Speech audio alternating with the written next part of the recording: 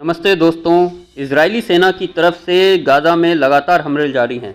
Israeli सेना का कहना है कि हमास के कमांडरों के ठिकाने को निशाना बनाते हुए हमले कर रही है।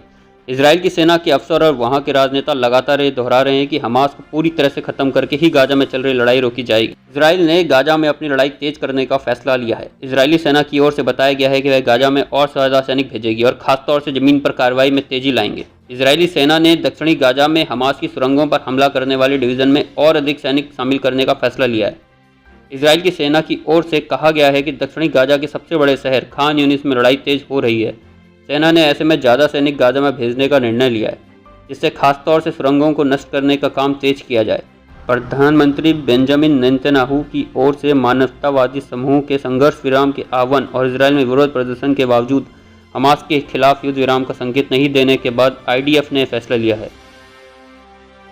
इजरायली सेना के प्रवक्ता रियर एडमिरल डेनियल हगारी ने शनिवार को कहा कि सैनिक दक्षिणी गाज़ा में खान यूनिस में घनी आबादी वाले इलाके में लड़ रहे हैं। यहाँ उस डिवीज़न में ज़्यादा सैनिक शामिल होंगे जो हमास द्वारा संचालित सुरंगों को नष्ट करने के लिए ज़मीन पर काम कर रही है। एडमिरल हगारी ने कहा कि गाज़ा के उत्तर में उसने हमास के ज़्यादातर गढ़ों पर नियंत्रण हासिल कर लिया है। अब उसकी कोशिश का आखिरी मिशन यानी सुरंगों के जाल को नष्ट करने की है। आईडीएफ ने भी दावा किया है कि उससे हमास के हथियारों की आपूर्ति करने वाले सबसे बड़े तस्कर हसन को मार गिराने में कामयाबी हासिल कर ली है।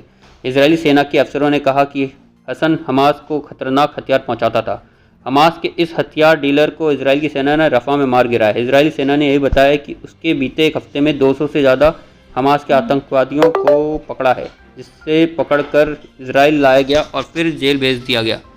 आईडीएफ का कहना है कि शुरू होने के बाद से हमास और इस्लामिक जिहाद से संबंध रखने वाले 700 से ज़्यादा लड़ाकों को उसने गिरफ्तार कर इजरायली जेलों में भेज दिया है।